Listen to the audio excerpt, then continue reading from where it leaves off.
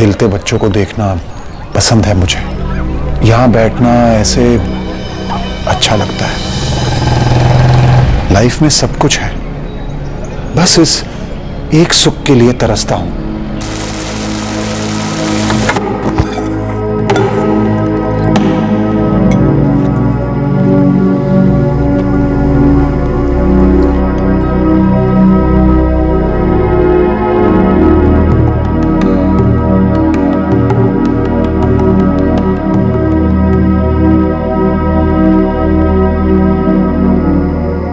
Miss करता हूं उन्हें बहुत। अजी डिनर तो कब का रेडी है, लेकिन ये इंजन ड्राइवर राहुल साहब ट्रेन रोकने को ही तैयार नहीं है। आपने खा लिया? बस चल रहा है। क्या बनाया है? वही यूजुअल नूडल्स। कितनी बार कहा है आपसे, अगर खुद बनाने का मन नहीं करता तो कोई टिफिन सर्विस कर लो या बावर्ची तो रख लो। ये रोज रोज का नूडल्स वगैरह ठीक नहीं है। ये रोज रोज का अकेलापन उससे भी ज्यादा ठीक नहीं है निशा। विनय, हम फिर उसी बात पर अटक रहे हैं। आप जानते तो हैं मुझे पटना रास नहीं आता। आप रांची ट्रांसफर ले लो ना। बैंक जॉब से ट्रांसफर मिलना नूडल्स थोड़ी ना है कि 2 मिनट में हो जाए। तुम जानती हो हमें हमारी मर्जी से ट्रांसफर नहीं मिलता। आप भी तो जानते हैं अब पहले जैसा तो है नहीं कि हम दोनों ही थे, 2 बैग्स बांधी और हर पोस्टिंग्स पर साथ साथ जाते। सुनो, कल पार्क में बैठा था, बच्चों को खेलते देख रहा था। नए टाइप का टॉय हेलीकॉप्टर आया है, रिमोट वाला। अपना राहुल देखेगा तो बिल्कुल क्रेजी हो जाएगा। उसके लिए खरीद देना। ओके? हर महीने कोई ना कोई कीमती खिलौना खरीद के रख देते हो आप। बिगाड़ के रख दोगे इससे, मैं कह देती हूँ। नहीं बाबा, ये बस मेरी खुशी के लिए। ले देना। ओके? अच्छी बात है।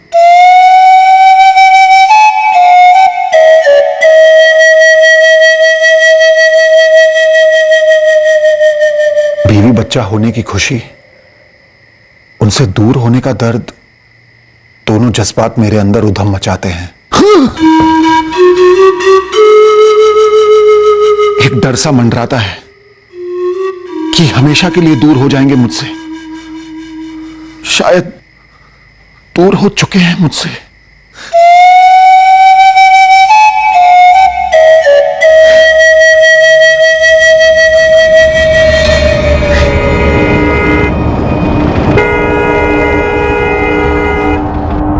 सर, मैं कल भी गया था उनके घर पर। डोरबेल बजाई, दरवाजा खटखटाया और आवाज भी लगाई, कोई रिस्पांस नहीं मिला। और पड़ोसी? सभी से पूछा, किसी को नहीं पता निशा भाभी और राहुल कहाँ हैं। नहीं जी, मुझे तो कुछ कहा नहीं निशा ने कि कहीं बाहर जा रही हैं। कल सुबह तक तो मैंने दोनों को देखा था। मैं 15 मिनट से कोशिश कर रहा हूँ, कोई रिस्पॉन्स ही नहीं है अंदर से। फोन किया आपने? फोन तो कल से स्विच ऑफ है, तभी तो उनके पति विनय ने मुझे यहाँ भेजा पता करने के लिए। अभिषेक, निशा का फोन पिछले 2 दिनों से स्विच ऑफ आ रहा है। परसों से ट्राई कर रहा हूं मैं। विनय, मैं अभी भी तुम्हारे घर के बाहर ही खड़ा हूँ, अंदर से कोई रिस्पॉन्स ही नहीं है।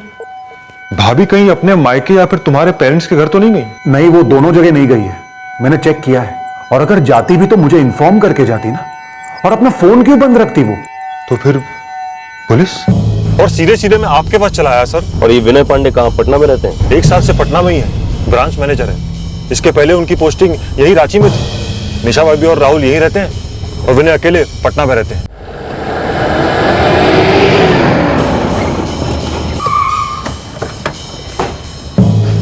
सर, ये लक्ष्मण सिक्योरिटी गार्ड, इससे भी मैंने पूछा था, इसने नहीं देखा निशा भाभी और राहुल को बाहर जाते हुए। निशा पांडे जी के घर कोई आया था क्या? नहीं साहब, कोई आया होता तो एंट्री होती।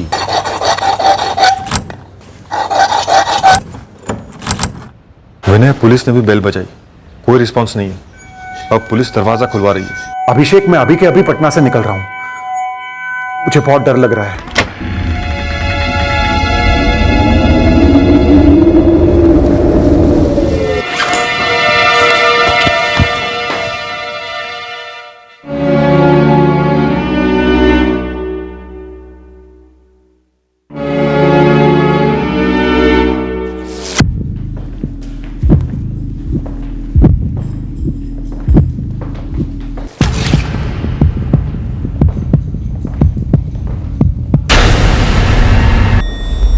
उस अभिषेक यादव को अंदर बुलाओ, सिर्फ उसे। हाँ,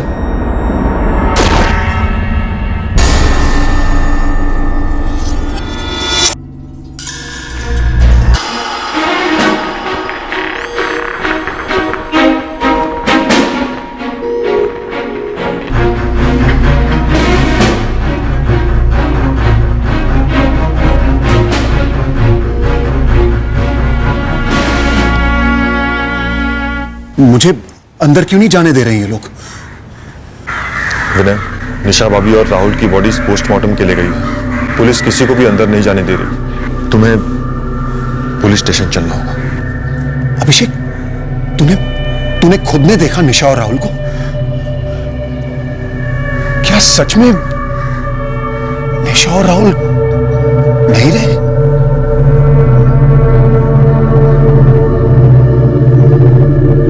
मतलब परसों 3 फरवरी। हाँ, निशा का पति विनय 3 फरवरी की शाम से उसको फोन ट्राई कर रहा था, स्विच ऑफ था। 3 फरवरी की लेट सुबह मारे गए होंगे, 11 से 12 के बीच। विनय जी को बॉडी आइडेंटिफाई करनी होगी, प्रोसीजर है। विनय इस वक्त सदमे में है, किसी भी बात पर रिएक्ट नहीं कर रहा है। पर मर्डर्स को 48 घंटे से ऊपर हो चुके हैं। देखिए, हमें कातिलों तक पहुंचना है और विनय जी से कई सवाल भी करने हैं। लेकिन विनय तो 1 साल से पटना में रह रहा है। जब ये हुआ वो तो पटना में था। घर में किसी भी तरह के फोर्स एंट्री के निशान नहीं है। 2 ग्लासेस मिले हैं क्राइम सीन पर। मतलब जाहिर है कि जो कोई भी था या थे वो जान पहचान के थे।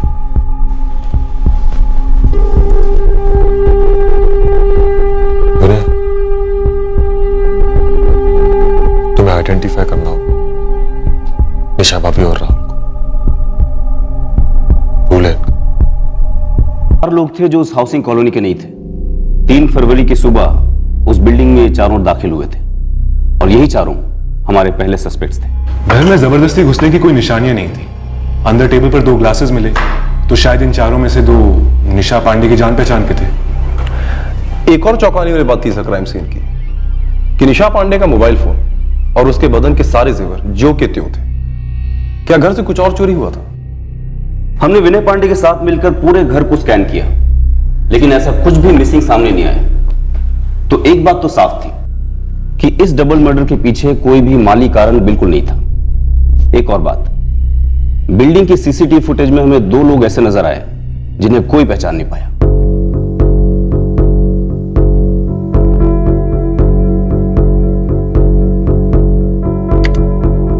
सर, ये जो साइन कर रहा है ये है श्याम गुप्ता।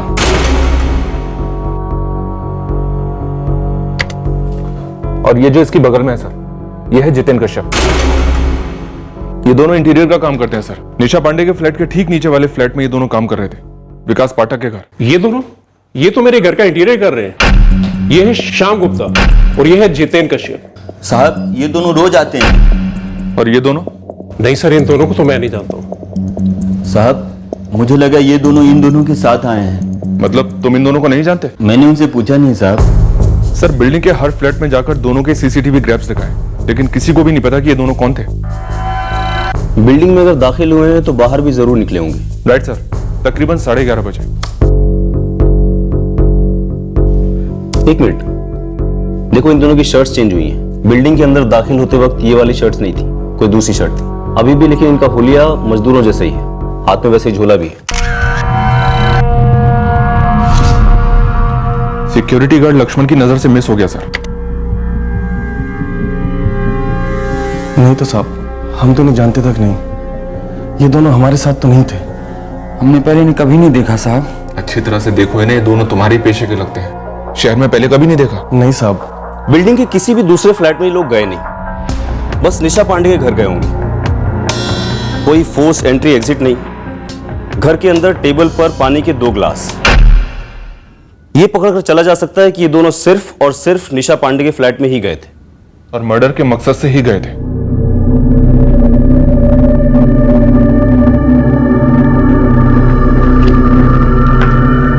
मुझे नहीं मालूम सर। आपकी बिल्डिंग में किसी को नहीं मालूम कि ये दोनों कौन है? उस दिन आपकी वाइफ का मोबाइल स्विच ऑफ होने से पहले उन्होंने ना तो किसी को कॉल किया और ना ही उन्हें किसी का कॉल आया। ऐसा लगता नहीं है कि उन्होंने किसी को बुलाया था। लेकिन आपके घर के अंदर टेबल पर पानी के 2 ग्लासेस मिले हैं, जिससे हम ये अनुमान लगा के चल रहे हैं कि आपकी पत्नी निशा शायद इन दोनों को जानती रही होंगी। इन्होंने आपके घर के अंदर अपनी शर्ट्स भी बदली थी। हो सकता है खून के धब्बे लग गए हों शर्ट पर। ये लोग कौन है सर? और मेरे बीवी और बच्चे को क्यों?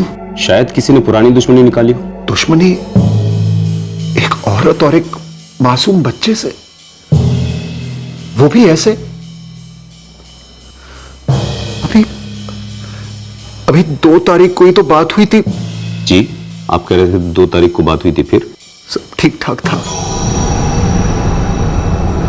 राहुल अपने नए टॉय हेलीकॉप्टर से खेल रहा था। मैंने निशा से कहा कि मेरी लीव सैंक्शन हो गई है, 14 से 18। घर आ रहा हूं मैं, घर। विनय पांडे को हमारे बैंक में पूरे 15 साल हुए हैं। पिछले साल को ही पटना सिटी के एक ब्रांच के मैनेजर बनाए। प्रमोशन और ट्रांसफर साथ में। निशा जी और राहुल साथ में यहीं रांची में रहे? विनय यहाँ रांची की पोस्टिंग पर 3 साल पहले आया था, तब राहुल छोटा था। निशा को रांची भाग गई तो उन्होंने बच्चे का स्कूल सब यहीं करने का सोच लिया। विनय आता था महीने में पटना से। और रांची से पहले? मैडम, हमारे बैंक में असिस्टेंट मैनेजर लेवल के बाद हर 2 साल में प्रमोशन और ट्रांसफर साथ साथ ही होते हैं। विनय काफी तरक्की कर रहा है, उसके ट्रांसफर भी कई जगह हुए, बोकारो, धनबाद और भुवनेश्वर भी, 2011 से 2012, जब राहुल पैदा हुआ था। राहुल भुवनेश्वर में पैदा हुआ था, लेकिन निशा जी और विनय जी ये तो बोकारो के रहने वाले ना, तो निशा जी बोकारो अपने मायके क्यों नहीं गई डिलीवरी के लिए? क्यों नहीं गई ये मैं कैसे बता सकता हूं, आप विनय से ही पूछ लीजिए। देखो साहब, आप ना इस सीसीटीवी की पहले के दिनों की फुटेज भी निकलवाओ। ये बंदे मजदूर लगते हैं, हो सकता है पहले भी कभी आए हों। अबे ओ सोमेश, अब क्या तू हमें हमारा काम सिखाएगा? पिछले 3 महीने की सारी फुटेज चेक किए, उसमें नहीं थे ये दोनों। तो कोई नहीं साहब, मैं घुमाता हूँ ये फोटो अपने खबरों के मजदूरों में।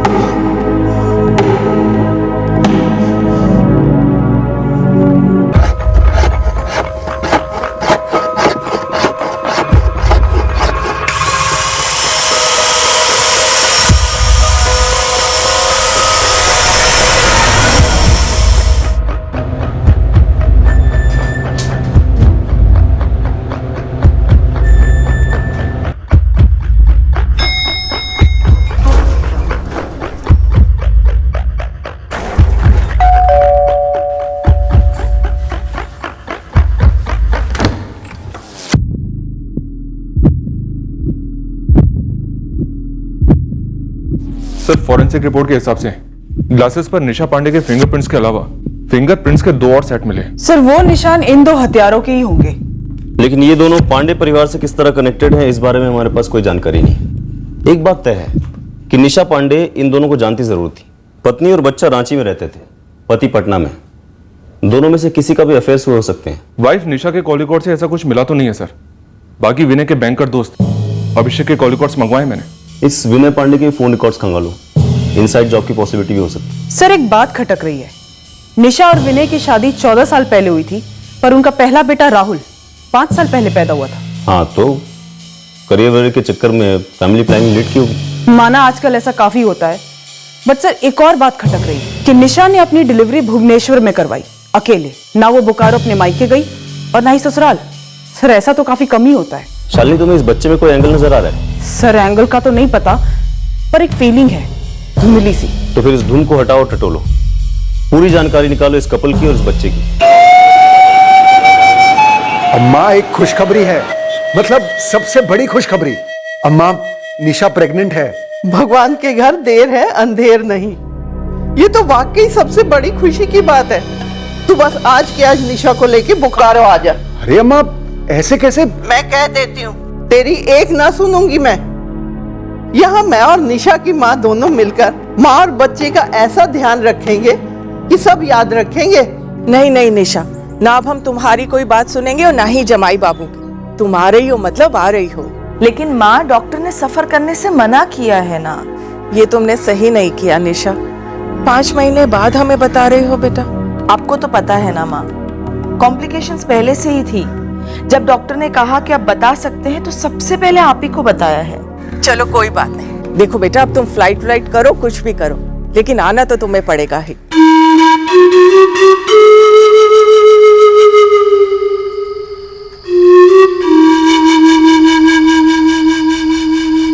तो आप भुवनेश्वर गई गंगा जी?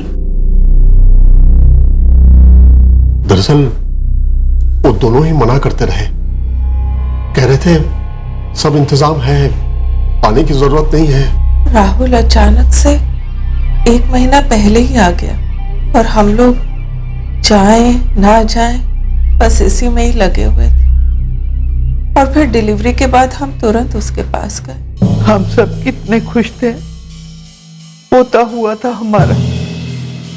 पूरे 9 साल क्या क्या नहीं सहा, क्या क्या नहीं किया उन्होंने। कितने डॉक्टर्स, कितनी दवाइयां, कितनी दुआएं, मन्नतें, व्रत, उपवास। जब हम भुवनेश्वर गए थे ना, कितनी खुशी थी मेरे बेटे और बहू के चेहरे पर। और अब ये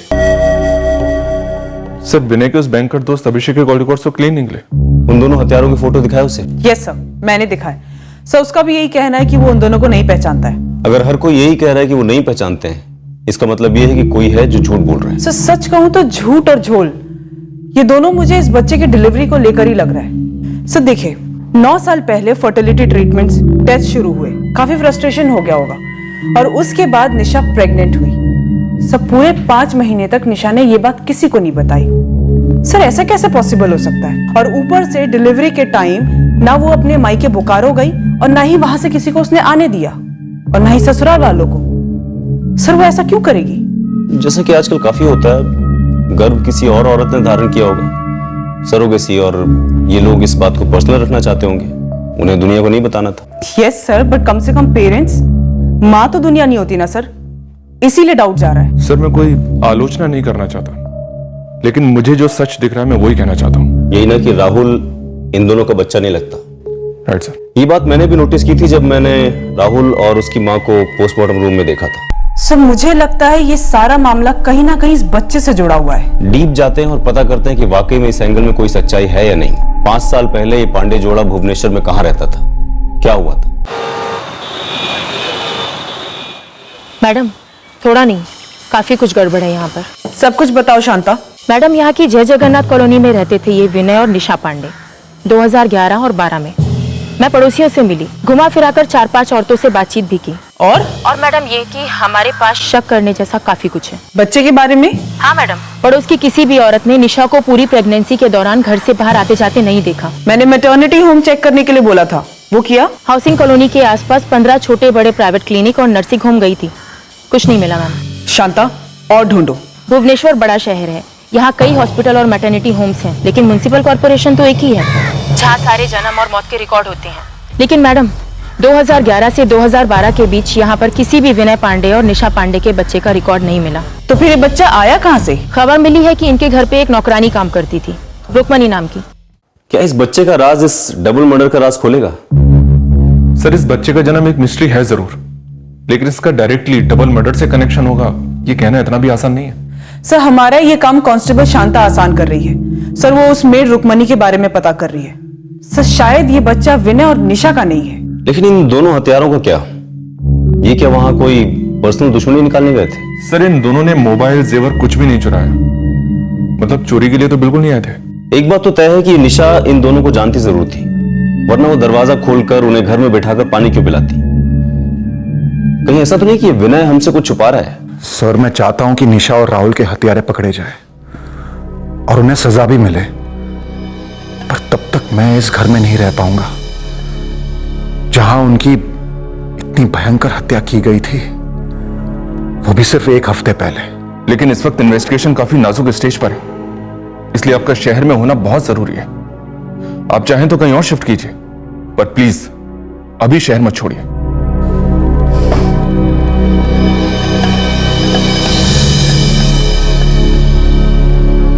पुलिस कह रही है उन दोनों के लिए दरवाजा खोला गया, उनको पानी दिया गया, उन्होंने पिया और फिर मार डाला हमारी बहू को और राहुल को।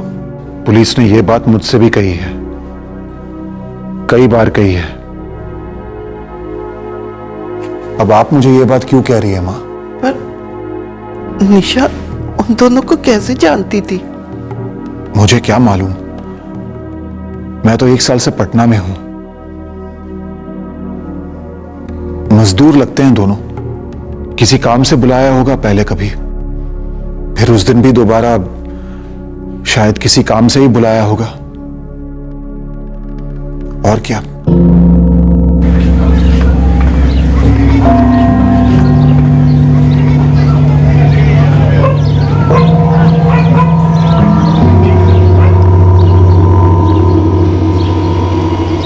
गई माँ।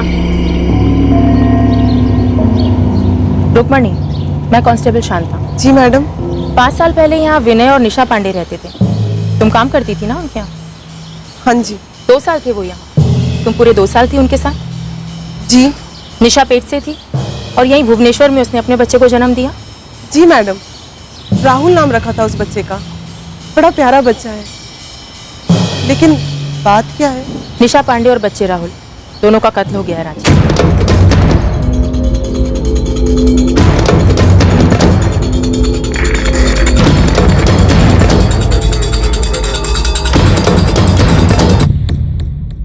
देखो रुक्मणी, जो जो जानती हो सब बता दो।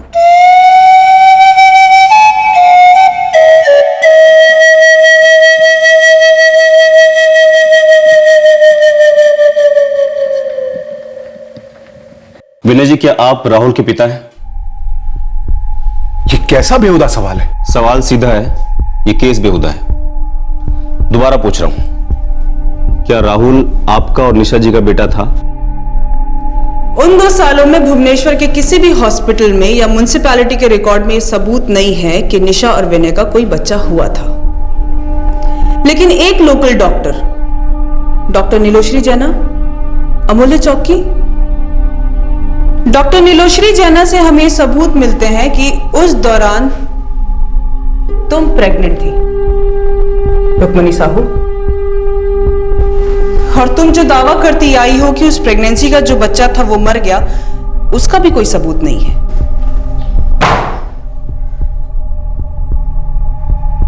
वो बच्चा मरा हुआ पैदा हुआ था मैडम, तो डेथ सर्टिफिकेट होना चाहिए ना, जो नहीं है। और तुमने हमसे झूठ बोला कि निशा प्रेग्नेंट थी, बल्कि तुमने हमें ये नहीं बताया कि तुम प्रेग्नेंट थी। देखो रुक्मणी, हमें पूरा शक है कि निशा का राहुल दरअसल तुम्हारा बच्चा है। और अब जब निशा और राहुल दोनों का मर्डर हो चुका है और तुमने हमें सच नहीं बताया ना, तो हम ये मानकर चलेंगे कि निशा और राहुल के कत्ल में तुम्हारा भी हाथ हो सकता है। तो सोच लो।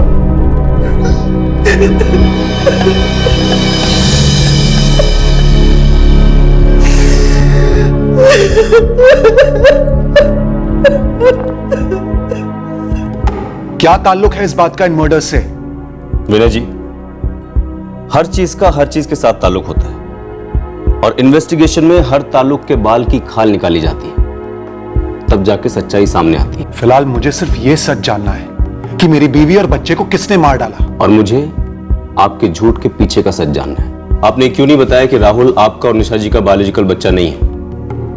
ये क्या बात कर रहे हैं आप? विनय जी, बात को घुमाने या छुपाने से कोई फायदा नहीं है। हम लोगों ने राहुल की बायोलॉजिकल मदर को ट्रेस कर लिया है, भुवनेश्वर में, रुक्मणी साहू। आप मुझे ये बताइए कि क्या आपने राहुल को रुक्मणी से 3 लाख रुपए में खरीदा था? मैं अपने बच्चे को बेच कैसे सकती हूँ साहब? नहीं रुक्मिणी, हम तुम्हारा बच्चा खरीद नहीं रहे हैं। हम बस तुम्हारे बाकी 2 बच्चों की परवरिश के लिए एक छोटी सी गिफ्ट दे रहे हैं, मतलब मदद कर रहे हैं तुम्हारी।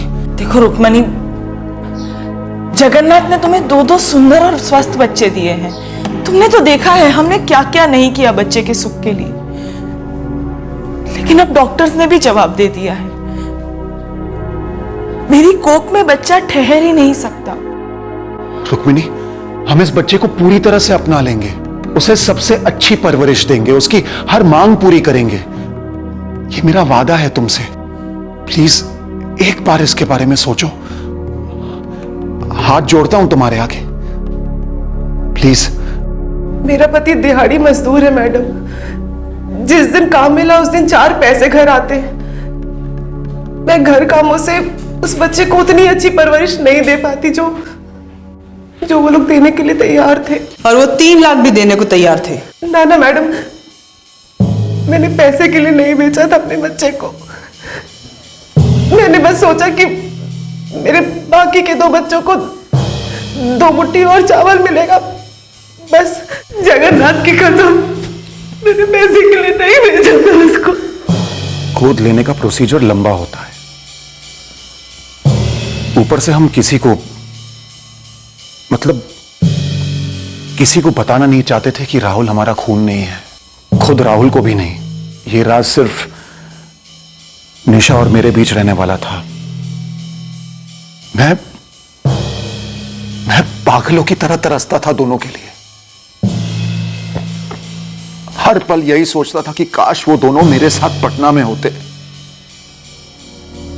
इतने सपने देखे थे मैंने उन दोनों के लिए,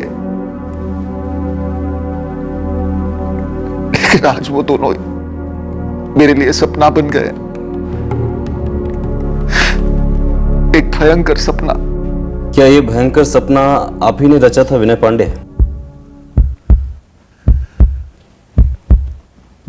क्या कहा आपने? क्या निशा और राहुल का कत्ल आपने करवाया?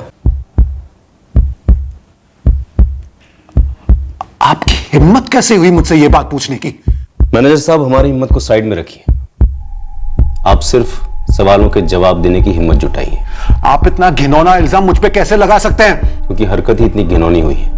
नहीं, देखिए विनय जी, ये दोनों हत्यारे कोई अजनबी नहीं थे। शायद निशा जी इनको जानती थी। कैसे जानती थी? मुझे कैसे पता? मैं तो पटना में था ना। तो पटना से सुपारी दी होगी, भेज दिया होगा उन दोनों को निशा और राहुल का कत्ल करने के लिए। ये कोई रॉकेट साइंस तो नहीं है ना? हमें सिर्फ ये जानना है कि ये रॉकेट फायर क्यों हुआ।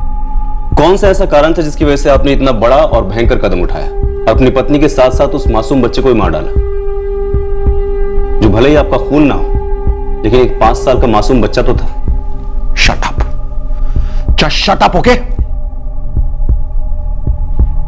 दोबारा कभी ये बात मुझसे मत कहिएगा कि वो मेरा बच्चा नहीं था। अरे आपको हमारी एक प्राइवेट बात क्या पता चल गई कि राहुल को हमने गोद लिया था, तो अब आप ये कहेंगे कि राहुल मेरा बच्चा ही नहीं था? मारा क्यों विनय पांडे? नहीं मारा, अपनी जान से ज्यादा प्यार करता था मैं दोनों को। क्या सिर्फ पैदा करने से बच्चा अपना हो जाता है? बच्चे की परवरिश जरा भी मायने नहीं रखती है क्या? मारा क्यों?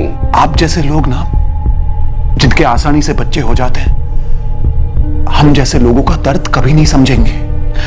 वो 9 साल टॉर्चर थे हमारे लिए, लेकिन सिर्फ हम दोनों का प्यार हमारी ताकत थी। निशा और मैंने हर दर्द एक साथ झेला, हरदम मौजूद थे एक दूसरे के लिए। उन सारी टेस्ट के दौरान, उन सारे मन्नतों के दौरान, मंदिर, दरगाह, हॉस्पिटल्स, लेबोरेटरीज के चक्कर काटे हमने एक दूसरे को कसकर पकड़कर। उन 9 लंबे सालों के बाद हमारी जिंदगी में राहुल आया। इम्पॉसिबल। विनय को मैं पिछले 15 सालों से क्लोजली जानता हूं। पटना पोस्टिंग के बाद भी उसके काम में कोई कमी नहीं आई। हाँ, लेकिन विनय को अपने परिवार की कमी खाई जा रही थी। सर, ये कैसा सवाल है? वो दोनों राहुल पर जान छिड़कते थे और अभी आप लोगों से पता चल रहा है कि वो उनका अपना खून नहीं था। पर फ्रैंकली सर, ये मैटर कैसे करता है? मानसिक हालत। हेलो सर, विनय पांडे एक सीनियर बैंक ऑफिसर है। विनय जब हर महीने 2-4 दिनों के लिए आया करता था, तो क्या उसके और निशा के बीच कोई झगड़ा होता था? अगर आपके कहने का मतलब है कि जोर जोर से चिल्लाना, मारपीट वगैरह, तो मेरा आंसर है नो। निशा अकेलापन तो महसूस करती थी, पर वो हर लॉन्ग डिस्टेंस जोड़ा करता ही है ना सर। लेकिन निशा ने आपके साथ कभी कुछ शेयर किया अपनी शादी की किसी प्रॉब्लम के बारे में? कभी नहीं। दरअसल उनके बीच बहुत प्यार था, जो अक्सर बच्चा आ जाने के बाद जोड़ों के बीच कम हो जाता है। तो बच्चे को लेकर कोई खटास? बच्चे को लेकर खटास? सर क्या बात कर रहे हैं आप?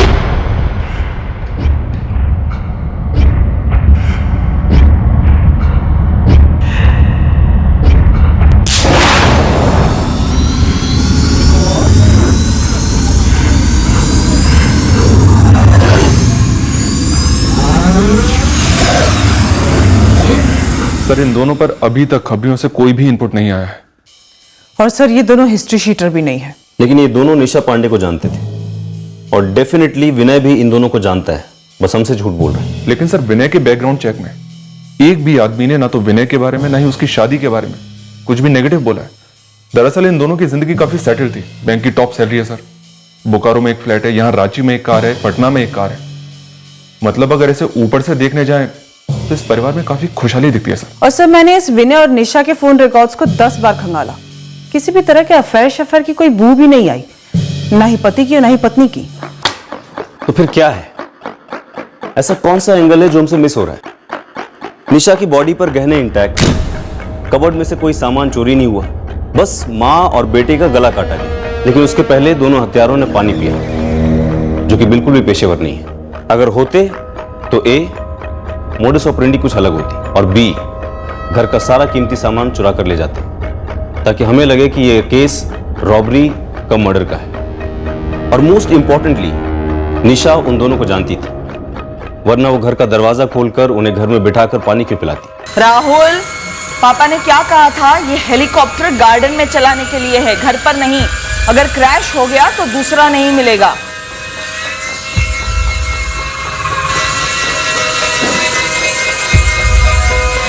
बेटा राहुल बंद करो ना, मम्मी बात नहीं कर पा रही है।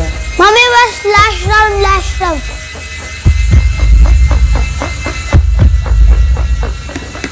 निशा को कोई आइडिया नहीं होगा कि उस पर अटैक होने वाला है, और बच्चा तो खैर शायद ये दोनों खास निशा और बच्चे को मारने आए थे सर, मतलब भेजे गए थे। सर मैंने भुवनेश्वर में राहुल की बायोलॉजिकल मदर रुक्मणी और उसके हस्बैंड, इन दोनों का बैकग्राउंड चेक कराया। सर सीधे साधे लोग हैं, 2 वक्त का खाना भी बड़ी मुश्किल से मिलता है। तो सर खुद के पैदा किए बच्चे को मरवाने के लिए किसी पेशेवर हत्यारे को कैसे हायर करेंगे और क्यों? लेकिन पता नहीं क्यों मेरे शक की सुई इस विनय पांडे पर जाके अटक गई है। लेकिन सर उसके खिलाफ तो हमारे पास एक सुई जितना भी सुराग नहीं है। वही तो, बंदा सीनियर बैंक मैनेजर है, तगड़ा दिमाग है। बहुत ही कैलकुलेटेड तरीके से इस विनय पांडे ने सारे सुराग और सबूत कवर अप किए हैं। बस ये पता चल जाए कि क्यों मार डाला इसने अपनी बीवी और बच्चे को। मुझे इस बात का पूरा यकीन है कि हमारा मुजरिम विनय पांडे ही है।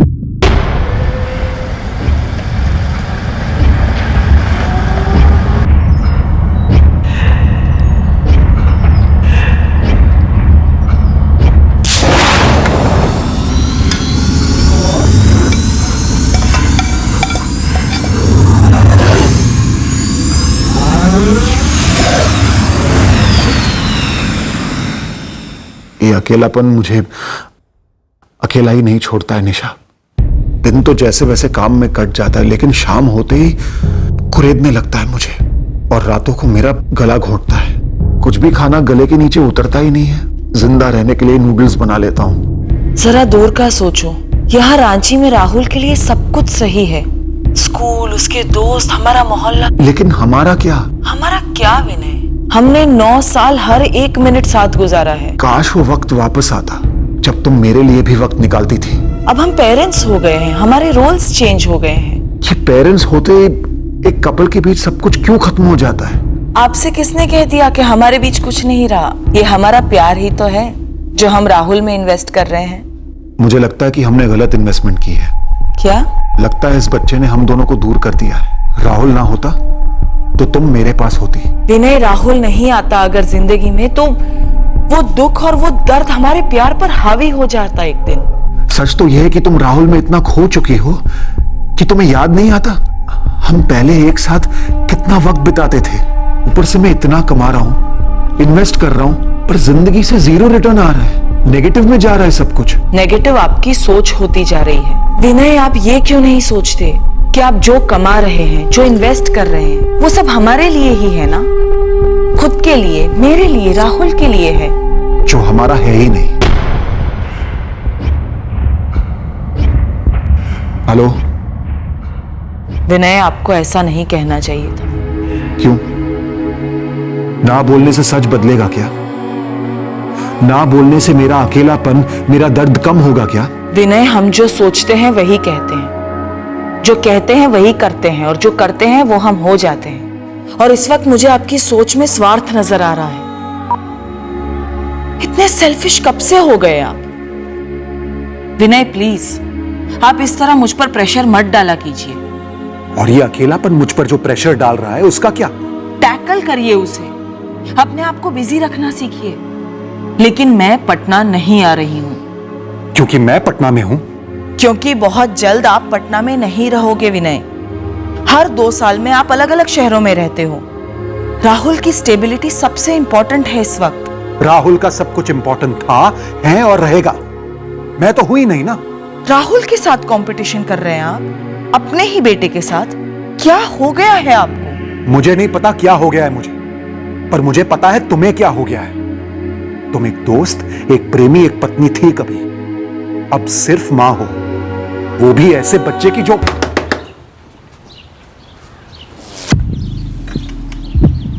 प्रणाम साहब। ये क्या बात कर रहे हैं साहब? खुद का बीवी और बच्चे को सब ठीक तो है ना साहब? क्या ठीक है क्या नहीं ये जानना तुम्हारा काम नहीं है। 4 लाख दे रहा हूं, मेरा काम हो जाना चाहिए। कहाँ करना है साहब? कब करना है? रांची, एड्रेस दे रहा हूं, लेकिन तुम दोनों मुझे एक बार भी फोन नहीं करोगे, ना ही मैं तुम्हें फोन करूंगा। ये रहे आधे पैसे, बाकी काम हो जाने के बाद यहीं पे तैयार रखूंगा।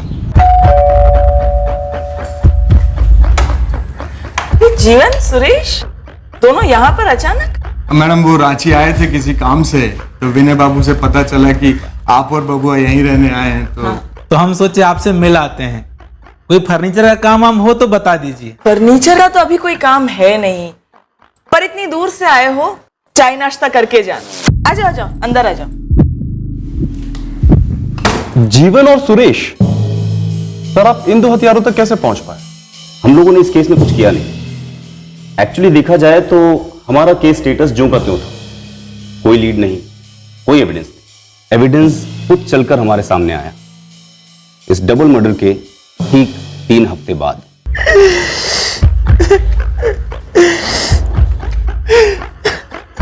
ये रात को दरवाजा खुला छोड़ा था तुमने? हाँ साहब, गलती से कल बंद नहीं किए थे। लेकिन तुम भी तो अंदर सोए थे, तुम्हें कोई आवाज सुनाई नहीं दी? नहीं ना साहब, कुछ भी सुनाई नहीं दिया। सर, 4 डंडों में सब कुछ उगल दिया उस जीवन ने। उसने मर्डर किया अपने जीजा सुरेश का। चल बता, क्यों मारा अपने जीजा सुरेश को तूने? जीजा है तो क्या हुआ, कुछ भी करेगा। चीटिंग कर रहा था हमारे साथ, हमारा पैसा नहीं दे रहा था साहिब। कितने पैसों की लड़ाई थी? जब कीमत तूने उसकी जान लेके वसूली? बहुत सारा पैसा था। कितना? 1 क्या 1 लाख? तूने अपने जीजा को 1 लाख उधार दिया था? देखो जीवन, दिमाग ना चाटो, हम कह रहे हैं तुम्हारा हिस्सा मिलेगा। साहब ने पूरा पैसा दिया था तुम्हारे हाथ में, तुम हमको दिए हो 1, बाकी का हिस्सा चाहिए अभी का अभी। अभी का अभी लगा रखा है। हम बोले हैं ना कि हम 1 रखा हूं, बाकी का 2 कहीं लगाया है। जब आएगा तो मिल जाएगा तुम्हारा 1। तो जहां लगाया हो वहां के ब्याज में से दोगे आधा हिस्सा? नहीं दोगे जीजा, तुम 4 क्लास पढ़े हो तो हम भी 2 क्लास पढ़े हैं, बुड़बक नहीं है हम। बतिया तो बुड़बक की तरह ही रहे हो। जब हम बोल रहे हैं मिल जाएगा पैसा, तो फिर काहे कुत्ते की तरह भौंक रहे हो? 3 हफ्ता हो गया है, अभी सिर्फ भौं-भौं कर रहे हैं, नहीं तो काट लेंगे। ये धमकी बमकी है ना किसी और को देना, भरोसा नहीं है हम पर। रत्ती भर भी नहीं है। तो फिर बैठो चुपचाप। हमको मालूम था वो हमारा पैसा नहीं देगा, चालाकी करेगा हमारे साथ। ऐसा गुस्सा आया कि रात में हथौड़ा उठाए और माथा पड़ती है बस। ऐसा कौन सा फर्नीचर बनाया तूने जो किसी साहब ने तेरे को 4 लाख मजदूरी दी? बोल बोल। पीयूष नगर थाना बोकारो से सब इंस्पेक्टर उदय ठाकुर बोल रहा हूं सर। हाँ उदय बोलो। सर आपका एक डबल मर्डर केस है, निशा पांडे और उसका बेटा राहुल पांडे। हाँ वो डेड एंड पर है, अभी कोई लीड नहीं मिली हमें।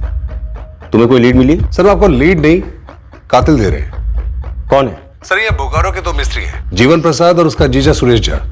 इन्हें 4 लाख की सुपारी दी थी निशा के हस्बैंड विनय पांडे ने। मतलब हमारा शक सही निकला।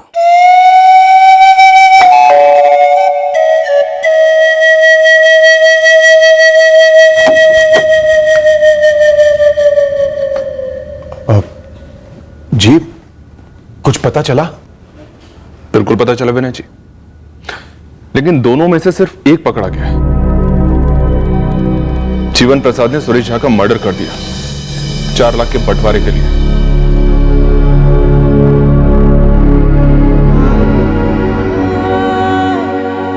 आपकी और निशा दीदी की दलीलें सुन के दिल मेरा पिघल गया था। कलेजे पे पत्थर रख के मैंने अपना बच्चा आपको दिया था। आपने क्या किया? आपकी सोने की थाली से बेहतर तो मेरे हाथ के 2 निवाले होते। बच्चा मेरा जिंदा तो होता।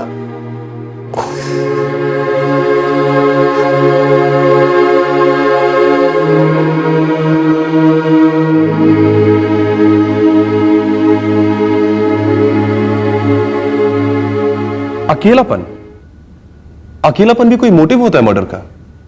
उसे लगा कि गोद लिया हुआ बच्चा उसके और उसकी पत्नी के बीच आ रहा है।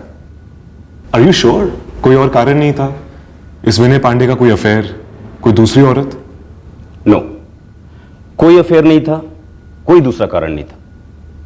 कत्ल प्लान करते वक्त तो यह आदमी डिप्रेशन और अकेलेपन का शिकार था, लेकिन पकड़े जाने के बाद उसे अपने किए पर पछतावा था। क्रिमिनल दिमाग भले ही प्लानिंग अद्भुत करता हो, लेकिन जुर्म के इमोशनल नतीजों के बारे में वो सोचता नहीं, या फिर शायद सोचने की ताकत ही खो देता है। अब इस विनय पांडे को ही ले लीजिए, लगभग परफेक्ट क्राइम कर गया था बंदा, लेकिन जिस अकेलेपन को दूर करने के लिए उसने एक नहीं बल्कि दो मर्डर्स किए, क्या वो दूर हुआ? नहीं। क्या पछतावे से वो कभी कम होगा? कभी नहीं। जाबू नगर गई थी बैंक पीओ के एंट्रेंस एग्जाम देने। एग्जाम देके वापस लौट रही थी। राजपुर पहुंचते पहुंचते रात के तकरीबन 9:45 बज गए थे। काफी देर तक इंतजार करने के बाद भी जब रिक्शा नहीं मिली तो मैं स्टेशन से आगे पैदल चलते चलते रोड पर रिक्शा ढूंढने लगी। तब मुझे एक रिक्शा दिखाई दी। रिक्शा रिक्शा रिक्शा रिक्शा रिक्शा रिक्शा भैया भैया भजनगढ़ चलोगे? मैडम मैं जा तो उधर ही रहा हूँ, पर पहले इन दोनों साहब लोग को छोड़ना है। अगर आपको एतराज न हो तो बैठ जाइए।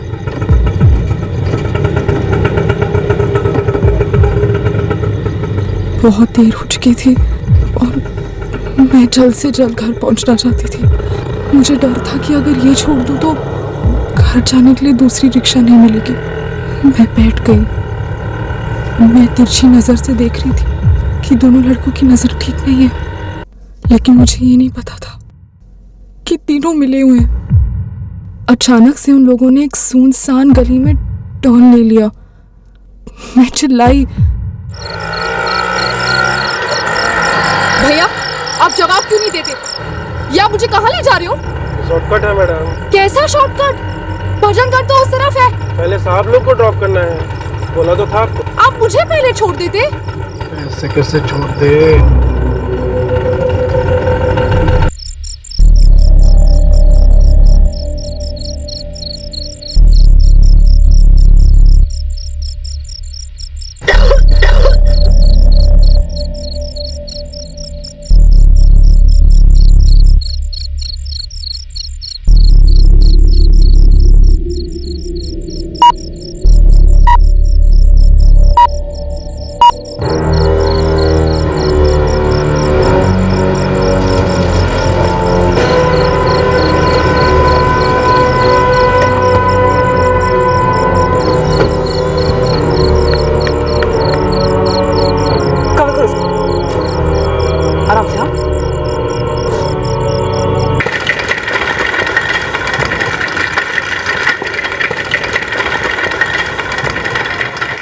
प्लीज उन लोगों को पकड़ लो।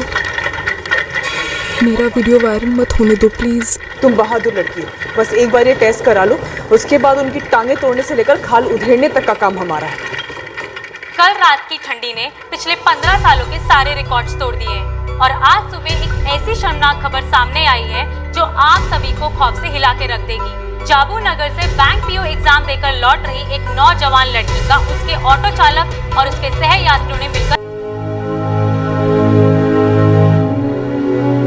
लड़की फाइटर है डॉक्टर। उन्होंने जो जहर पिलाने की कोशिश की, क्या उसके पेट में भी गया? लकीली नहीं डॉक्टर। वो जहर क्या था? कोई कीड़े मारने वाला पेस्टिसाइड मालूम होता है। मैं अपनी बेटी से मिल सकता हूँ? माफ कीजिएगा, थोड़ी देर के बाद। अभी और कुछ टेस्ट करने बाकी हैं। Doctor 1 second please.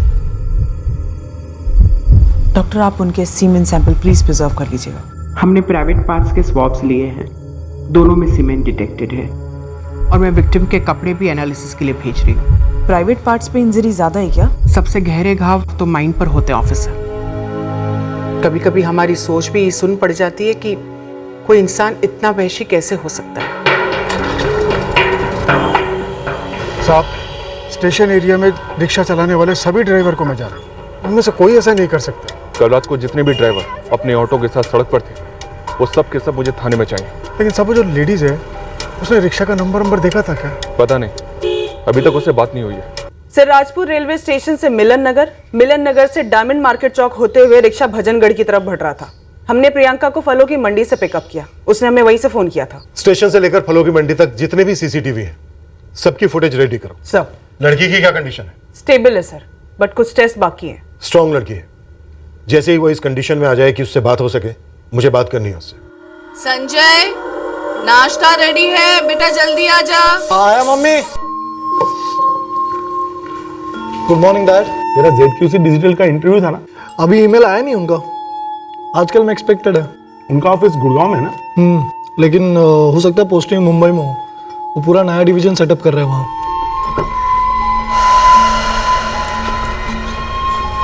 अरे प्रदीप, दुकान पे नहीं चल रहा है क्या?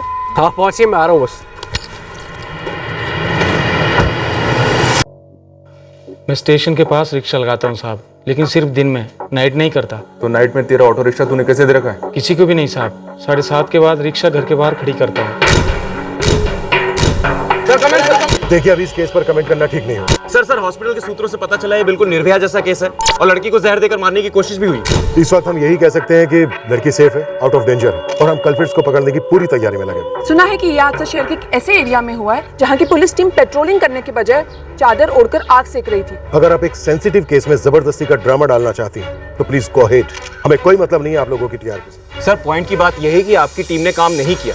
आपको जो अनुमान लगाना है आप लगा सकते हैं। सर प्रेस को भेज देना बहुत आसान है सर, लेकिन क्या आप उस पेट्रोलिंग टीम पे इंक्वायरी बैठाएंगे कि नहीं सर? राजपुर रेलवे स्टेशन, मिलन नगर, डायमंड मार्केट चौक से होते हुए भजनगढ़ तक के सारे सीसीटीवी कैमरा के कल शाम 6 बजे से लेकर आज सुबह 6 बजे तक के फुटेज चाहिए। टाइम अब भी चाहिए, और हाँ, फलों की मंडी का भी। मैं तीनों को डिस्क्राइब कर सकती हूँ सर। उनके चेहरे मुझे थोड़ी बहुत याद है। तुम्हें स्ट्रेस लेने की जरूरत नहीं है प्रियंका। हम तुम्हें कई ऑटो रिक्शा ड्राइवर्स के फोटोग्राफ्स दिखाएंगे, उनमें से तुम उस एक आरोपी को पहचान सकती हो। रही बात बाकी दो की, तो उन्हें अच्छे से याद करके हमारे स्केच आर्टिस्ट को डिस्क्राइब कर सकते हो। वो दोनों यंग थे सर, मेरी उम्र के या मुझसे थोड़े बड़े। मैं डिस्क्राइब कर सकती हूँ सर। सर सीसीटीवी फुटेज का एक मसला है। संध्या, इस वक्त मुझे मसला नहीं, हल चाहिए। सर एक भी सीसीटीवी कैमरा काम नहीं कर रहे हैं। What? Yes sir, railway station के बाहर का कैमरा काम तो कर रहा था, पर उससे भी कुछ ज्यादा हेल्प मिलेगी नहीं।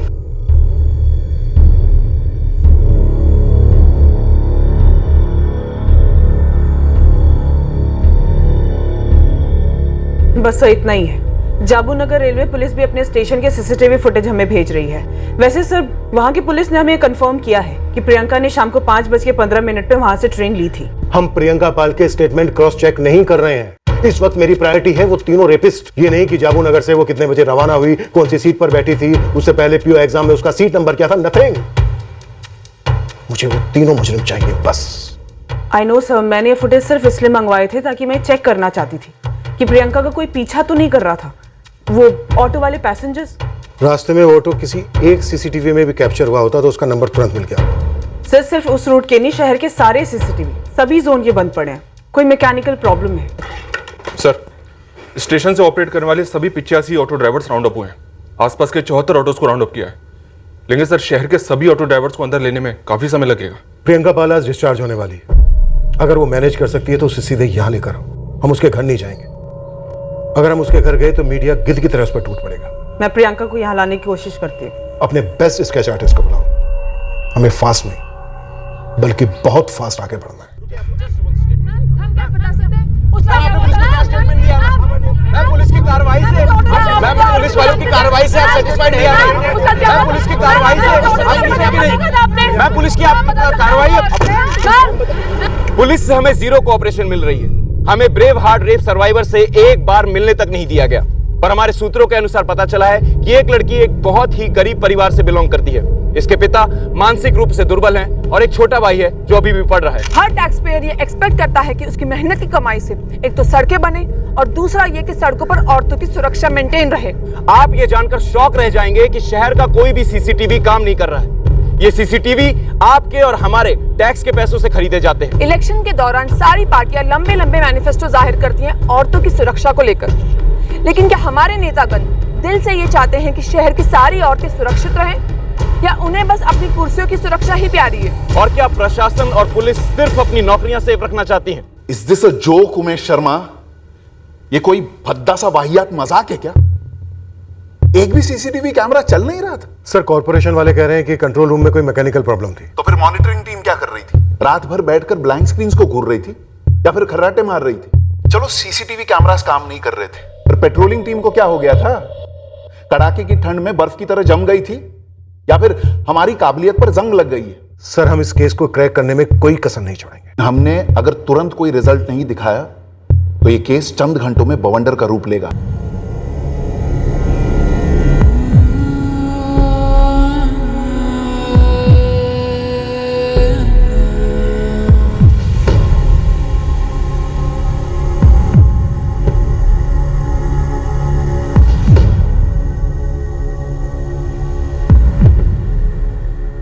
प्रियंका, उस ऑटो रिक्शा का नंबर याद है तुम्हें? कुछ भी देखा हो तुमने, थोड़ा सा भी देखा हो? Rickshaw rickshaw.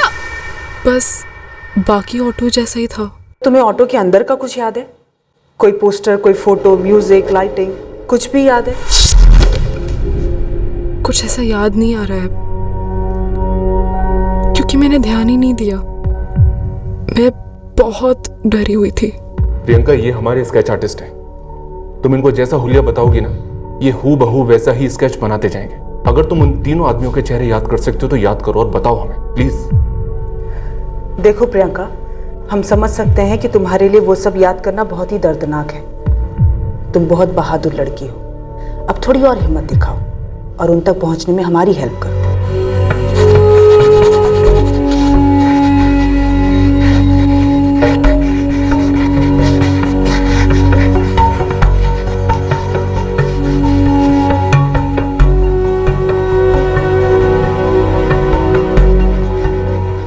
सर, क्या वाकई उस रात पुलिस की टीम पेट्रोलिंग पर नहीं थी? और पूरे रूट पर सीसीटीवी बंद रहना और सारे शहर में भी लॉ एंड ऑर्डर के दृष्टिकोण से डेंजरस है। अक्सर हमारी गलतियां सिर्फ गलतियां नहीं रह जाती, एक से एक बढ़कर भयंकर हादसों के लिए रास्ता भी खोल सकती है। विक्टिम के साथ जो घोर अन्याय हुआ वो सिर्फ मुजरिमों की विकृति के कारण नहीं हुआ, वो हमारी पुलिस ऑफिसर्स की गलतियों के कारण भी हुआ। अब आप लोग समझ सकते हैं कि हम कितने गुस्से, कितने जोश के साथ गए होंगे फील्ड पर।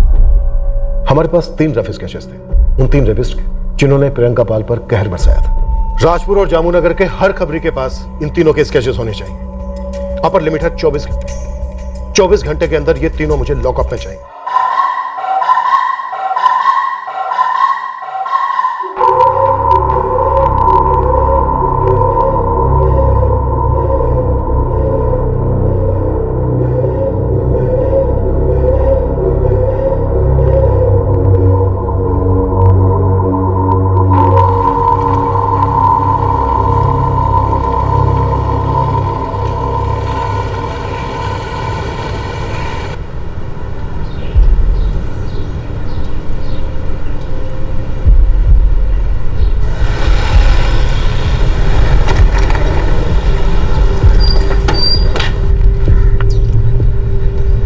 भाई चाय देना एक और।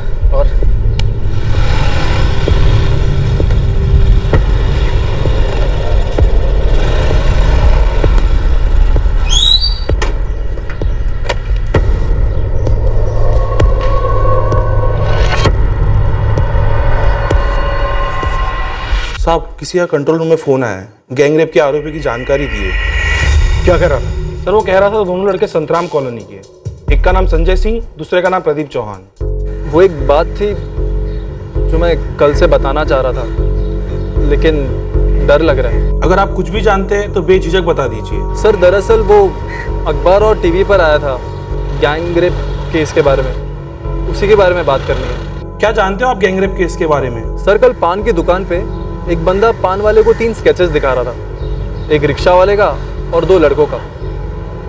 सर, मुझे ऐसा लगता है मैंने उन लड़कों को आज देखा है। अरे, पुलिस वालों ने पूरे शहर में बड़े स्केचेस घुमा रहे। हाँ यार, आज हमारी कॉलोनी के पास भी एक बंदा लेकर घूम रहा था। अबे टेंशन मत ले यार, कुछ नहीं होगा, कुछ नहीं होगा। साला उस दिन अगर वो पेस्टिसाइड की बोतल खाली ना होती ना तो उस लड़की को वहीं खत्म कर देते। एक काम करते हैं ना, 2-3 दिन के लिए राजपुर से निकलते गए। नहीं सर, मैं उन्हें पर्सनली नहीं जानता, वो संतराम कॉलोनी के लड़के हैं। एक है संजय सिंह और दूसरा है प्रदीप चौहान। संजय सिंह और प्रदीप चौहान, इन दोनों को अभी कभी उठाओ, तुरंत।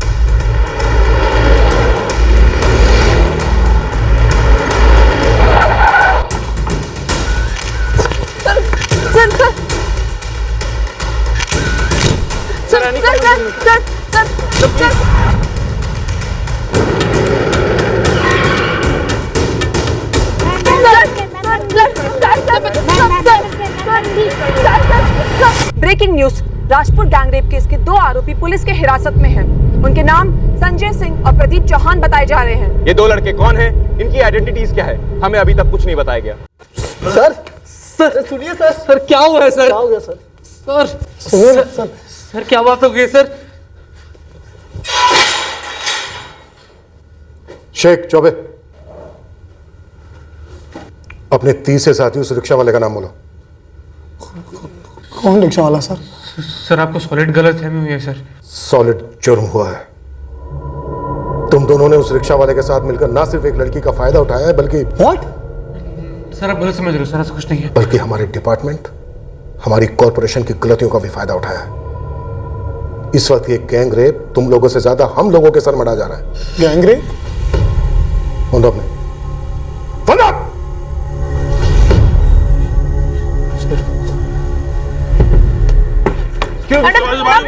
बाजू हो जाइए मैम, पीछे प्लीज, पीछे सब बाजू जाइए प्लीज। इसके साथ कार्रवाई लड़कों को आप क्या पहले से पहचानती है मैम? मैम क्या पहचानती है उनको? मैम उस वक्त क्या हुआ था? मैम बताइए।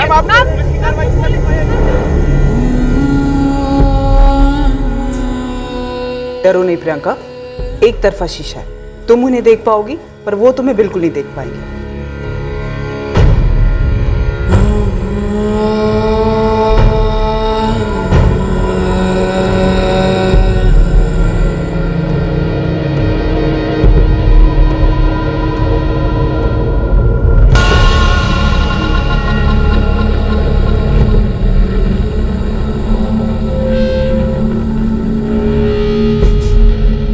यही 2 थे मैडम, एंड तीसरा वो ऑटो रिक्शा वाला था।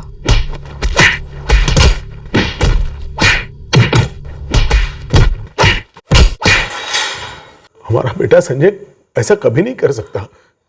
वो तो एमसीए कर रहा है, फाइनल ईयर स्टूडेंट है सर।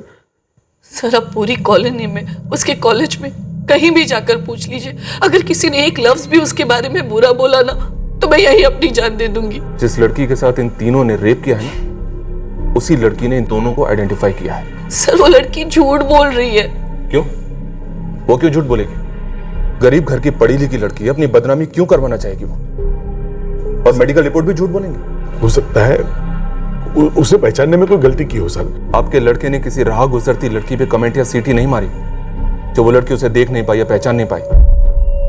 और अभी आप ही ने तो कहा था ना कि वो 5 फरवरी की रात को घर से बाहर था। उस रात वो अपने एक दोस्त के यहाँ पढ़ाई करने गया था। अब तू रात को घर वापस आएगा भी या सीधे सुबह आएगा? माँ चाबी है मेरे पास, आप लोग सो जाओ आराम से। बोल ले। जब तेरे बच्चे होंगे ना तब तुझे पता चलेगा कि माँ बाप को कितनी टेंशन होती है जब बच्चे रात को घर नहीं आते। Drama, good night. और सर अगर संजय ऐसा लड़का होता तो उसके लक्षण हमें पहले ही नजर आ जाते सर। अगर लक्षण सींग और पर जैसे नजर आते ना तो एक भी वैशी दरिंदा रोड पे घूमता नहीं दिखता।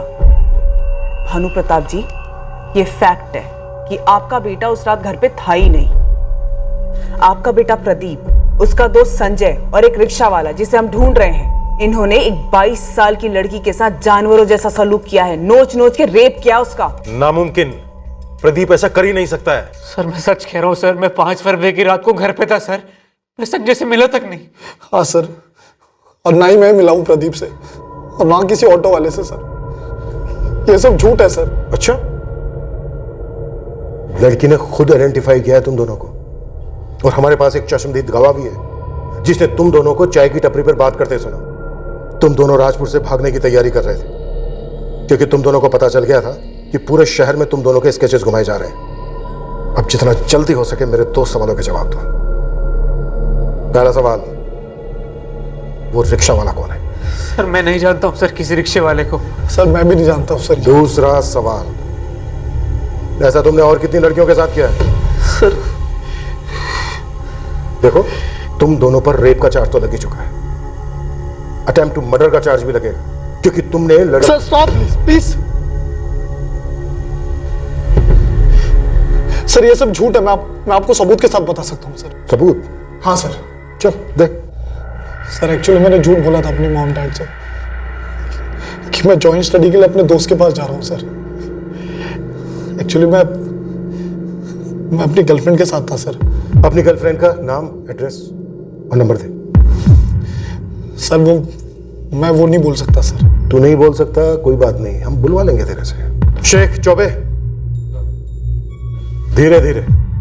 इन दोनों में से कोई भी जान से नहीं मरना चाहिए, और जब तक ये नाम नहीं बता देते तब तक पानी वानी कुछ नहीं, सब कुछ उसके बाद। और याद रहे, धीरे धीरे, सिर्फ हाथों से। सर हमारी बात सुनो sir. Sir listen to me sir. Sir अभी क्यों फंसाया है सर?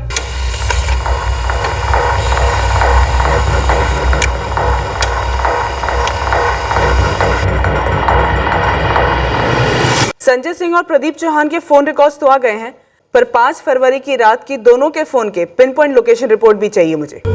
मत देखो दीदी, क्यों टॉर्चर कर रही हो अपने आप को?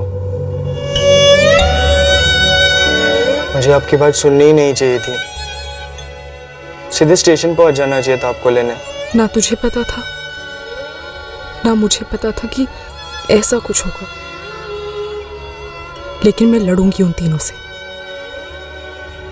छोड़ूंगी नहीं उन तीनों को।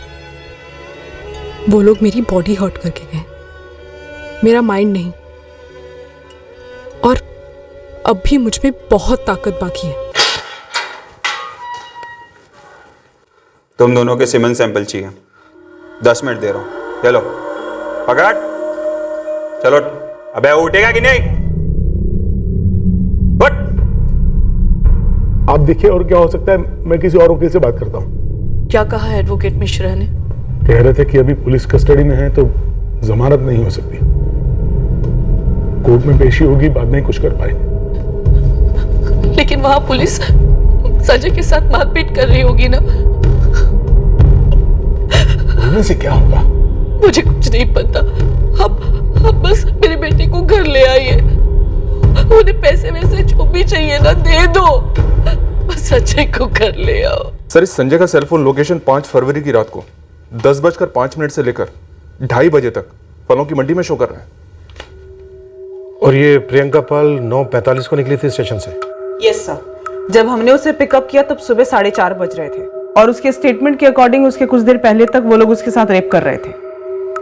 ये संजय कह रहा है सर कि ये तकरीबन रात को 2:30 बजे के आसपास अपने घर वापस लौटा। अपनी किसी गर्लफ्रेंड का एलिबाई दे रहा था, लेकिन प्रदीप, उसका फोन लोकेशन उसका घर दिखा रहा है पूरी रात। सर, प्रदीप और संजय इन दोनों के कॉल रिकॉर्ड्स मैंने 2 बार स्कैन किए, बट इनमें से कोई भी कॉलर ऑटो नहीं चलाता है।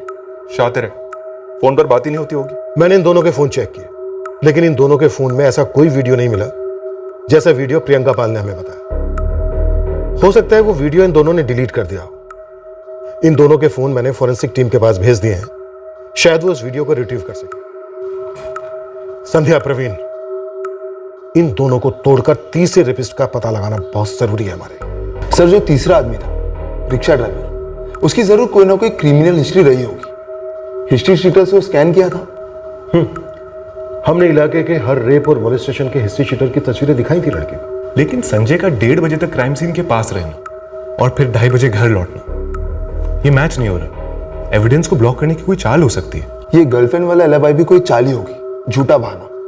उसकी बात पर भरोसा करने का कोई सवाल ही नहीं था, तो हमने गर्लफ्रेंड वाले एलिबाई, इस बहाने को टटोला, जिसे अब तक हम झूठ मानकर चल रहे थे। पर सच था। सच था, और यह सच एक भयंकर शौक था हमारे लिए। संजय, वेट कर रहा हूं मैं। अपनी गर्लफ्रेंड का नाम, नंबर, एड्रेस बोल। सर मैं रिक्वेस्ट करता हूं आपसे सर प्लीज उसको इस झमेले मत घसीटिए सर। संजय, तू अपने आप को इस झमेले में गर्दन तक घसीट चुका है। अब तू सोच ले, अपनी गर्लफ्रेंड का नाम बताकर अपनी जान बचाना चाहता है या फिर नाम छुपाकर जान कमाना चाहता है? सर, मेरी गर्लफ्रेंड का नाम प्रियंका पाल है सर। क्या बोला तूने? फिर से बोल। प्रियंका पाल सर। क्या हुआ सर? कुछ नहीं, आगे बोल।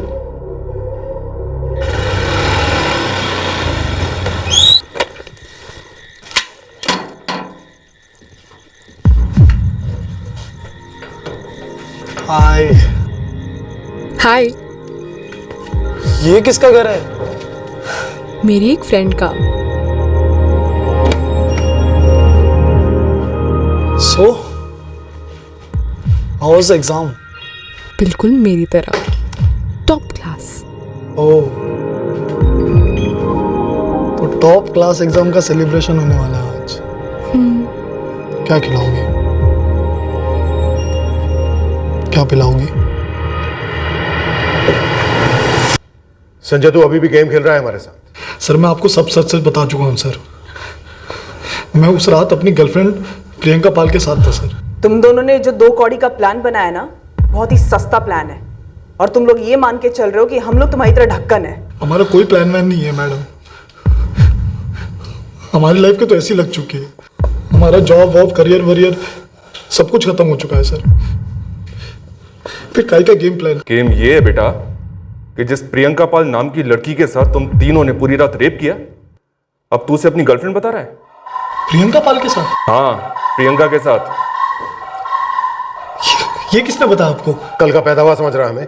हाँ, जो विक्टिम का नाम अपनी गर्लफ्रेंड का नाम बता रहा है? सर विक्टिम कौन है मैं जानता तक नहीं हूँ सर। सर मैं भी जानता हूँ सर उस प्रियंका पाल को। सर प्रियंका पाल विक्टिम है? एक बात तो सही है सर, हम लोगों ने विक्टिम का नाम कभी ओपनली नहीं लिया है। और सर हॉस्पिटल में भी उसका नाम झूठ बताया, फर्स्ट नेम अलका बताया। ये कैसे हो सकता है कि संजय अपनी गर्लफ्रेंड का नाम प्रियंका पाल बता रहा है? कोई तो गेम खेला जा रहा है। साले तूने पटा लिया था उसको? तूने बोला तो तुझे इंटरेस्ट ही नहीं है, तो मैंने सोचा मैं ट्राई मारता हूँ। आज नहीं तो कल फोन आ जाएगा। फोन आ गया तो चले जाएंगे। हाँ, क्या कब है तेरा इंटरव्यू? इंट्रोडक्शन? क्या इंट्रोडक्शन? क्या इंट्रोडक्शन? कौन है भैया प्रियंका? नहीं क्या गेम क्या खेल रहा है लड़की के साथ? पागल है क्या? अबे गल्ले से फुर्सत मिलेगी तो गेम खेलूंगा ना, वो भी अपना फेवरेट गेम क्रिकेट। प्रियंका सही है यार, पर इंटरेस्ट नहीं है मेरे को इसमें। पकड़ में चिपक रही है यार। तो मेरे को चिपका दे। Your brother is single bro. Seriously? हाँ सीरियसली भाई, मैं भी तो क्रिकेट खेलूंगा। चल ले, तो नंबर ले, मैं तुझे ब्लॉक करने वाला था वैसे भी। पहले कॉल में एग्री हो गई थी यार डेट के लिए, और फिर डेट के बाद तो मतलब तू रात को उसके साथ था? हाँ, पर उसने सामने से बुलाया था मुझे। वो अपना बैंक पीओ का एग्जाम देकर लौटी थी। पहले वो तेरा काट रही थी और मुझसे बदला ले रही थी कि मैं उसको घास नहीं डाली। ये पुलिस क्या बोल रही है यार कि हम एक चाय की टपरी पे बैठकर राजपुर छोड़ने की बात कर रहे थे स्केचेस देख के। यार ये बात तो मेरे को भी समझ में नहीं आ रही है। जो बात हमारे बीच में हुई नहीं है किसी ने सुन कहाँ से ली? सर ये नंबर है 444566781। ये नंबर से फोन आया था और संजय प्रदीप की टिप दी थी बंदे ने गैंग रेप केस के बारे में।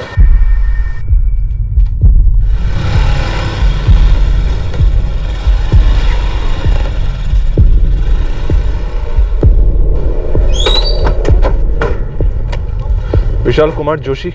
जी सर। अगर तुम्हारी टिप हमें नहीं मिलती ना, तो ब्रेवार्ड गैंगरेप केस के वो 2 आरोपी पकड़े ही नहीं जाते। सर मैंने पहले ही कहा था मुझे ये सब में इन्वॉल्व नहीं होना। बस थोड़ी सी बात करनी है तुमसे, चलो हमारे साथ।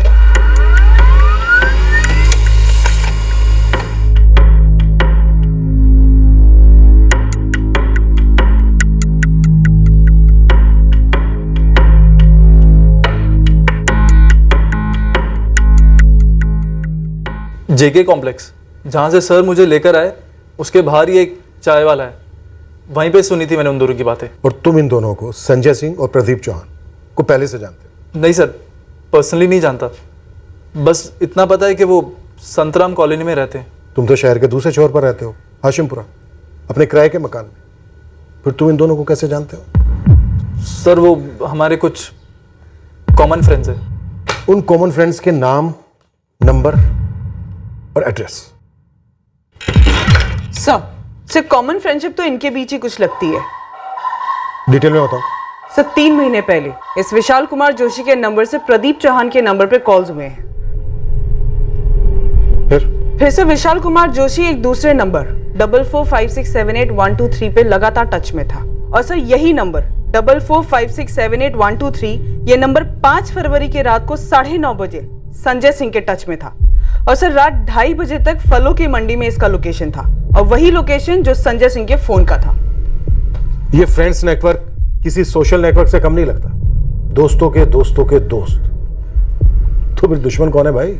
सर वैसे प्रियंका पाल के स्टेटमेंट को हमने कभी डाउट तो किया नहीं है, पर फिर भी सर एक बार क्रॉस चेक करने के लिए उसका फोन रिकॉर्ड स्कैन किया, लोकेशन रिपोर्ट स्टडी की, और सर फिर पता चला कि प्रियंका पाल राजपुर रेलवे स्टेशन से डायरेक्ट फलों की मंडी पहुंची। उसने कभी मिलन नगर या फिर डायमंड मार्केट चौक क्रॉस ही नहीं किया।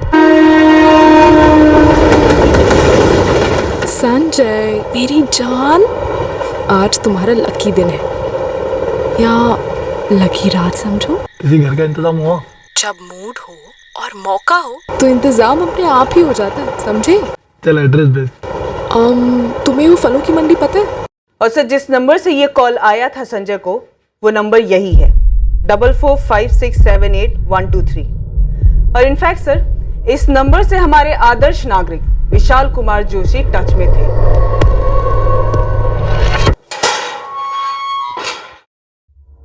यह है विशाल कुमार जोशी, जानते हो इसे? ऑफ कोर्स सर, मैं जानता हूँ इसे। हाँ सर, मैं भी जानता हूँ इसे। यही है वो आदर्श नागरिक जिसने हमें तुम दोनों का नाम बताया। यही है वो जो चाय की टपरी के पास अपनी ड्यूटी कर रहा था। और brave heart gang rape survivor premise Priyanka Pal, उसने तुम दोनों को आइडेंटिफाई किया। उसने ये कहा कि उन 3 रेपिस्ट में से 2 तुम थे। सर विशाल ने तो मुझे प्रियंका से मिलवाया था। क्या बात कर रहा है?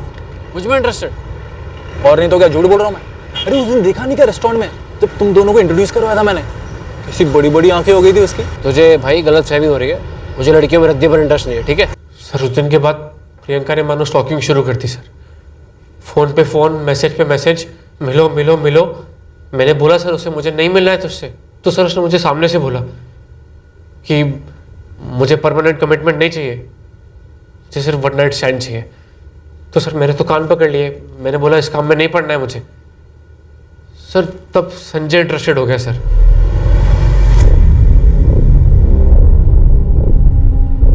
दुपट्टा ओढ़ लो प्रियंका, अभी तक तो ये रहा है, थोड़ा और भी रहेगा तो कुछ नहीं बिगड़ेगा। आपने वो तीसरे आदमी रिक्शा वाले को पकड़ लिया? प्रियंका वो रिक्शा चलाता है या नहीं चलाता ये तो नहीं पता, पर इस खेल में तीसरा तो है। चले।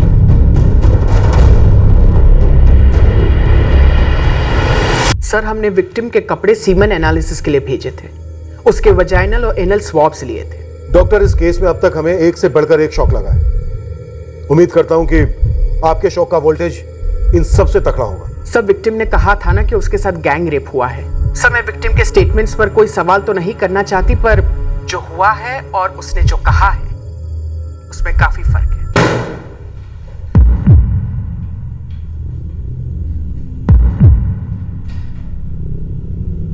बैठो प्रियंका, अब आराम से दिमाग लगाओ और सोचो, और ऐसी कहानी बनो जो बिल्कुल दर्द भरी हो, ठीक वैसी ही जैसी तुमने 5 फरवरी की रात को बनाई थी।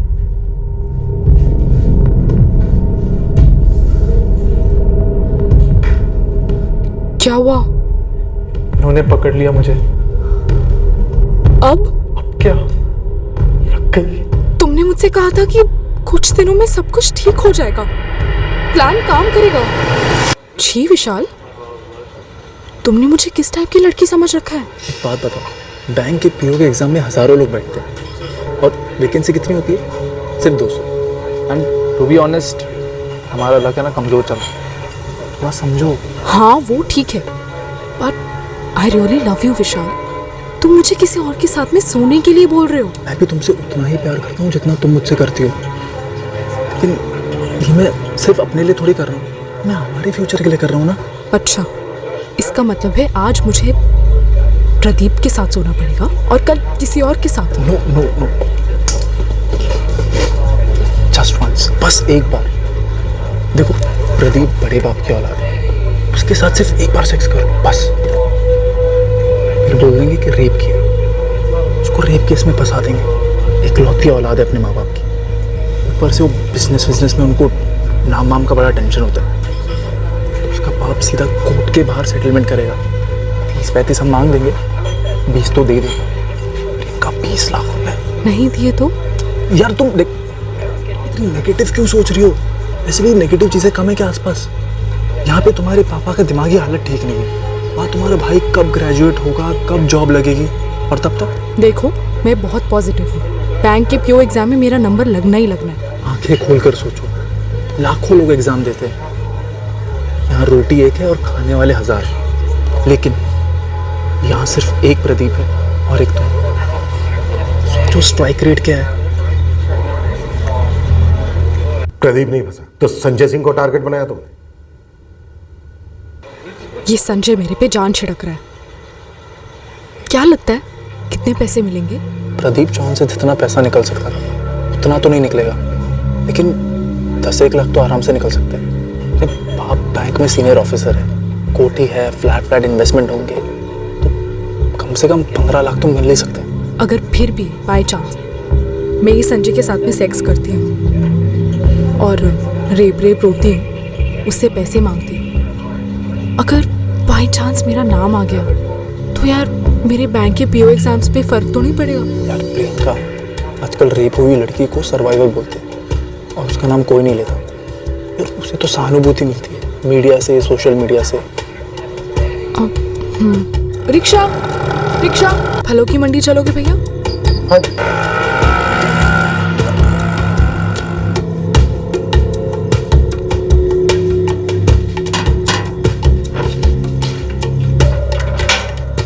संजय से बात हो गई है, वो ऑन द वे है। तुम अंदर बैठो और जैसे ही सब खत्म हो जाता है मुझे कॉल कर देना, ठीक है? उसका वेट करना तुम। ठीक है।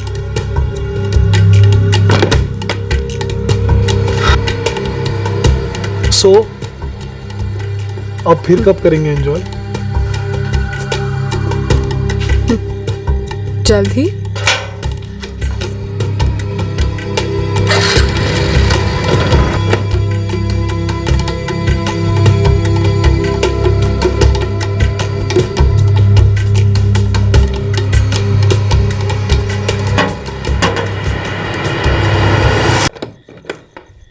चलो कपड़े उतारो। क्या? अरे घाव के निशान बनाने हैं ना, लगना चाहिए रेप हुआ है। ये क्या है? गैंग रेप के साथ अटेम्प्ट टू मर्डर का तड़का भी तो लगाना है। पर है क्या? अरे खटबल मारने की दवा है। क्या? अपना मुंह बंद करो, होंठ पे मलूंगा। टेस्ट मत करना। छी! गैंग रेप की कहानी ये है जो तुम पुलिस को बताओगी, और कुछ ऐसा है कि 3 लोगों ने तुम्हारा गैंग रेप किया, जिसमें से 2 तो थे संजय और प्रदीप, और तीसरा होगा एक मनगढ़ंत रिक्शा ड्राइवर, जो कि एक ऐसा कैरेक्टर है जो एग्जिस्ट ही नहीं करता। फिर संजय ने तुम्हें ये पेस्टिसाइड पिलाकर जान से मार डालने की कोशिश की, लेकिन तुम लड़ी, जी जान से लड़ी, और ये जहर तुमने अपने मुंह में नहीं जाने दी। फिर क्या, बोतल खाली हो गई, वो लोग घबरा गए। अब क्या करेंगे? तो उन्होंने तुम्हारा वीडियो निकाल लिया और तुम्हें धमकाया कि हम इसे वायरल कर देंगे। गरीबी, मजबूरी, इसलिए तुमने इतनी घिनौनी हरकत की? हमारे सर पे किसी का हाथ नहीं है, हम सच कह रहे हैं सर। तो वो लोग जो गरीब हैं, मजबूर हैं, फिर भी मेहनत करके ईमानदारी के साथ अपनी जिंदगी सुधार रहे हैं, उन सब लोगों के मुंह पर तुमने थूका है प्रियंका। सर, मुझसे बहुत बड़ी गलती हो गई है। मैं भी ईमानदारी से आगे बढ़ना चाहती थी। इनफैक्ट मैंने बैंक के पीओ एग्जाम्स भी दिए हुए हैं और मेरा मेरिट लिस्ट में आना ही आना है सर। प्लीज बस एक मौका दे दीजिए, ऐसा दोबारा कभी नहीं होगा सर। हम ये केस पीछे ले लेते हैं। तुम केस पीछे लोगे? मैडम, तुम्हारी उम्र के 2 जवान लड़के जिनकी जिंदगी तुम्हारी वजह से बर्बाद हो रही है, अब शायद वो दोनों केस करेंगे तुम पर। नहीं सर, प्लीज मुझे माफ कर दीजिए। बस एक मौका दे दीजिए प्लीज। माफ करना, मौका देना हमारा नहीं, अदालत का काम। सर प्लीज सर, नहीं सर प्लीज।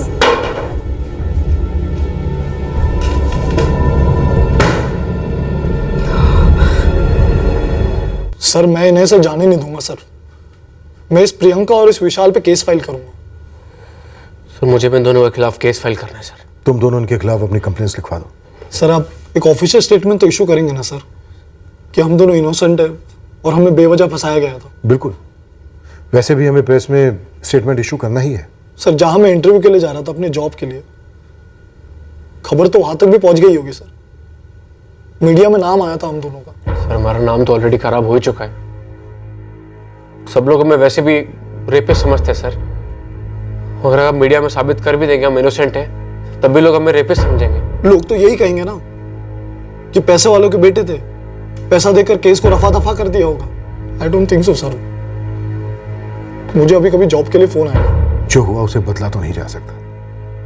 एक्चुअली हम बहुत प्रेशर में थे, हर सबूत तुम दोनों के खिलाफ जा रहा था। एक भी वजह ऐसी नहीं थी जिस वजह से हम तुम दोनों पर शक नहीं करते, लेकिन जो हुआ उसके लिए तुम दोनों जिम्मेदार बिल्कुल नहीं हो। इस वक्त तुम दोनों से मैं यही कह सकता हूं कि आई एम रियली सॉरी।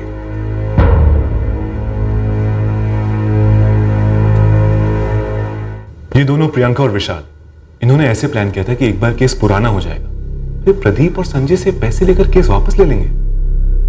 पहली बात, मीडिया में इतना बवाल होगा ये इन्होंने सोचा ही नहीं था। पर सर, मीडिया में इन लड़कों के नाम ऑफिशियली तो दिए नहीं थे, और मीडिया की रिस्पॉन्सिबिलिटी है जब तक कि केस सॉल्व ना हो जाए, जजमेंट ना हो, पीड़ित की तरह सस्पेक्ट का आइडेंटिटी रिवील ना किया जाए। अब हम मीडिया की क्या क्लास लेंगे? तो अच्छी तरह से जानते हैं कि सही रिपोर्टिंग क्या होती है और सनसनीखेज रिपोर्टिंग क्या होती है। उन्हें अपने स्टैंडर्ड्स मेंटेन करने हैं और हमें हमारे काम को बेटर करते रहना है। काम में संवेदनशीलता हो, सेंसेबल तरीके हो और गलतियों का सही एहसास हो। जैसे कि सीसीटीवी, ये एक जेन्युइन गलती हुई थी हमारी तरफ से। नाइट पेट्रोलिंग नहीं होने के भी चार्जेस लगे थे, जो कि गलत थे, क्योंकि विक्टिम का स्टेटमेंट पूरा का पूरा झूठा था।